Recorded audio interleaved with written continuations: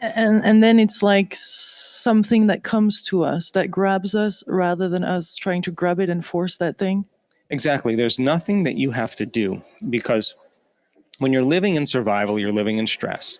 Emotions of anger and aggression and hatred and judgment and fear and anxiety and guilt and shame, depression, unworthiness, they're all created by those hormones. When you're living by those hormones, you're always going to try to force an outcome, control an outcome. You're always going to try to predict how it's going to happen. You're going to get in your own way. The quantum model of reality actually then creates an energetic field, so that instead of you going out there and getting it, and it takes time, you are collapsing time and space, and it is being drawn to you. Mm-hmm. And we talk about that in our work, the difference between third dimensional creation and fifth dimensional creation. Third dimensional creation takes time. You got to get your body up. You got to go somewhere. If you want a new house, you got to go, look at a bunch of houses, get a loan, pay it off in 30 years. Work hard at it. Yeah, you want a new job, you got to do 25 interviews, you get a job, it's not quite the job you want. You want a new relationship, you go on Match.com, you look at 40, 50 different people, you go on all these dates. It takes time. But in fifth dimensional creation, you're not going anywhere to get it. You are actually drawing it. You are the vortex that's collapsing time and space, and it's your energy that's bringing it to you. Now that then begins to become the excitement, because now you're no longer trying to control or predict the outcome. You're trusting the outcome. You're trusting in the unknown.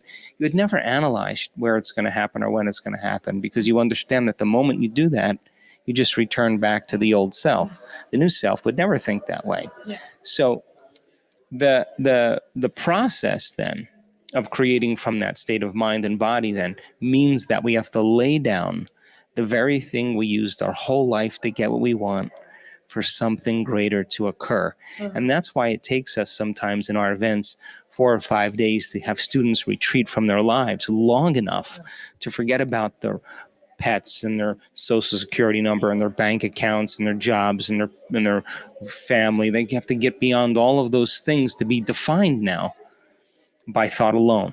And if you are going to heal your body by thought alone, create something in your life by thought alone, then you have to become thought alone. Yeah. Then do we just really focus on the happiness, on the love we're feeling, on that gratitude, and then the things that fulfill that come? Or are we really precise? Because you know how there's this whole conversation about being precise, and both seem to work. And it seems at some point like we get precision along the way as we're more feeling that gratitude and that love and that joy. Well, remember, the elevated emotion is the carrier of the thought. Right. So all energy, all frequency carries information. The faster the frequency, the higher the energy, the more elevated the emotion, combined with a clearer intention, is like a laser, because you're creating a more coherent signature. And we know, because we've measured this, that when people have a coherent brain and a coherent heart, something amazing is going to happen in their life. So it's not just feeling the gratitude, because we know that just having an elevated emotion doesn't affect matter. We know that just a clear intention of seeing something change doesn't affect matter. They've done experiments on this. You have to combine then the clear intention with the elevated emotion. The emotion is the energy, the frequency, the carrier of the thought.